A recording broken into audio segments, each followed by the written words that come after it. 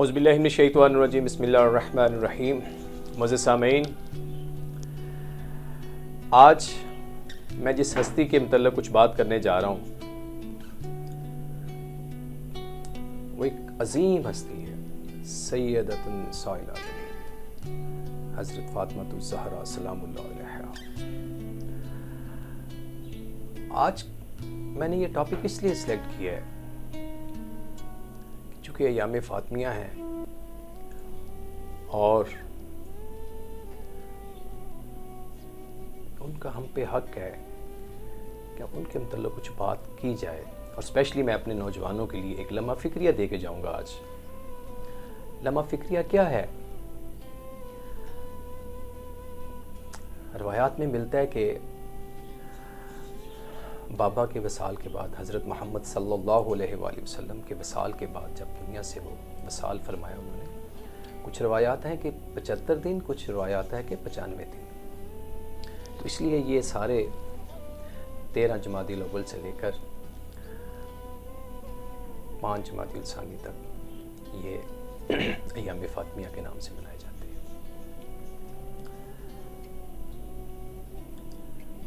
قطع نظر اس کے کہ میں کس مسلک سے ہوں، آپ کس مسلک سے ہیں، اس پہ سب کا اتفاق ہے بی فاطمہ الزہرا رسول خدا کی بیٹی تھیں،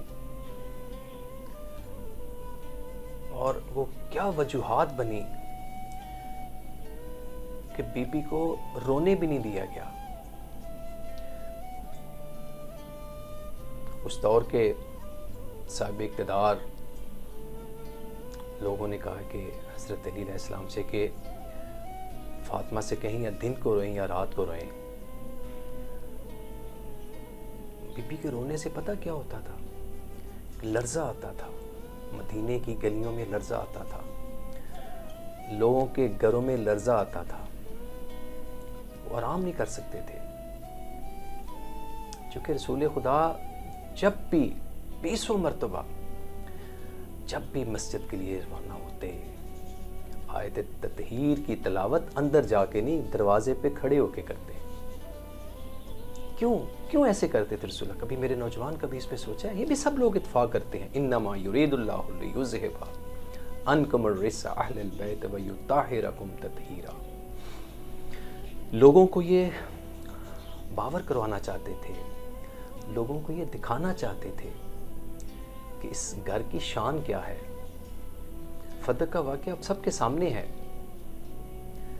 کہ ہم کہتے ہیں کہ وراثت وہ ہوتی ہے جو کسی کی پوزیشن میں ہو، دوسرے کو وٹنس لانے پڑتے ہیں نا، جو کہتا ہے جی میری ہے۔ اگر میرے پاس ایک چیز ہے، یہ کیپ میری ہے، اگر آپ نے یہ ثابت کرنا ہے میری ہے، آپ کو اس کے لیے کچھ وٹنس ثبوت لانے پڑیں گے نا۔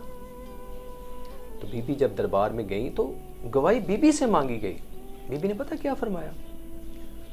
اس نے کہا فاطمہ کبھی جھوٹ نہیں بولتی، ابھی بھی میرے لوگ وہاں جو کام کر رہے تھے، آپ نے ان کو ہٹایا تو وہ تو میری پوزیشن میں تھی۔ پھر ایک ایسا لمحہ آ گیا، ایک ایسا وقت آ گیا معزز سامعین کہ بی بی نے وہ تحریر پیش کی۔ یہ میرے بابا نے، چونکہ جو مال غنیمت ہوتا تھا وہ رسول خدا بانٹ دیا کرتے تھے، جو جنگ ہونے کے بعد، جیتنے کے بعد جو مال حاصل ہوتا تھا وہ مال غنیمت ہوتا تھا، اور رسول خدا بانٹ دیا کرتے تھے۔ پیادوں کا کم حصہ، سواروں کا زیادہ، جو سالار تھے، جو اور تھے، ان کا زیادہ حصہ۔ لیکن فدق کسی جنگ کے عوض نہیں، انہوں نے خود دے دیا، اور آیت بھی نازل ہوئی اس کے لیے کہ اپنی اہل و عیال کو یہ اپنا ورثہ دے دیں۔ لہٰذا جب وہ تحریر پیش کی، پتہ کیا ہوا تحریر کے ساتھ؟ میرا نوجوان یہ ریسرچ کرے، یہ سمجھے۔ تحریر کو پھاڑ دیا گیا یہ کہہ کے کہ انبیاء کی کوئی وراثت نہیں ہوتی۔ کہتے ہیں بی فاطمہ الزہرا جب واپس آئیں، ضعیفہ ہو چکی تھی، بڑی مشکل سے دربار سے گھر تک تشریف لائیں۔ بی بی کہتی ہے مجھے آخری وقت تک یہ 2 دکھ نہیں بھولتے، ایک میرے پہلو کا زخم اور ایک میرے ہاتھ کا زخم۔ یہ پتہ کب ہوئے؟ ابھی میرے کچھ دوست احباب اس چیز کو مان گئے ہیں کہ ہاں کچھ لوگ آگ اور لکڑیاں لے کے آئے تھے لیکن جلایا نہیں تھا، لیکن ابھی آہستہ آہستہ سب مانیں گے۔ کہتے ہیں انسان کو بیدار تو ہو لینے دو، ہر قوم پکارے گی ہمارے حسین۔ یہ حسین کی اماں ہیں، والدہ گرامی ہیں، جو کبھی بطول کہتے ہیں جس کا ایک لمحہ بھی عبادت کے بغیر نہ گزرا ہو، وہ طاہرہ۔ بی بی کی آخری وصیت پتہ کیا ہے؟ کہ مجھے رات کو دفن کرنا، اے علی مجھے رات کو دفن کرنا، اور میرے جنازے میں وہ لوگ شریک نہ ہوں جنہوں نے مجھے دکھ دیے، جنہوں نے مجھ پہ ظلم کیا۔ اور ایک بڑی عجیب وصیت، لوگ اپنی قبروں کے نشان باقی رکھنے کے لیے وصیت کرتے ہیں نا۔ بی بی نے کہا حضرت علی علیہ السلام سے کہ میری قبر کا نشان مٹا دینا، اور علی قبر میں دفنانے کے بعد جلدی نہ واپس آنا، میری قبر پہ بیٹھ کے قرآن کی تلاوت کرنا۔ لہٰذا یہ ایام فاطمیہ ہے، میرا نوجوان آج کا اس پہ ریسرچ کرے، پڑھے، سمجھے کہ یہ کون ہستی تھی، کیا ہوا ان کے ساتھ، کیا ظلم ہوا۔ کچھ روایات ہیں کہ جنت البقیع میں دفنایا گیا، لیکن امام علی نے کہتے ہیں 60 سے زیادہ قبریں کھدوائی گئیں۔ آج دیکھتے ہو حجر بن عدی کی قبر کھدوا کے اس کی لاش کو نکالا۔ بی بی کو اس وقت 1400 سال پہلے پتا تھا کہ یہ ظلم اس ایکسٹریم پہ، یہ ظالم لوگ اس ایکسٹریم تک پہنچ جائیں گے کہ یہ قبروں سے بھی نکالیں گے۔ کہتے ہیں جب بندہ دنیا سے چلا جاتا ہے تو دشمنیاں ختم ہو جاتی ہیں، عداوتیں، قدورتیں، نفرتیں ختم ہو جاتی ہیں، لیکن یہ کیا اہل بیت کا گھرانہ ہے،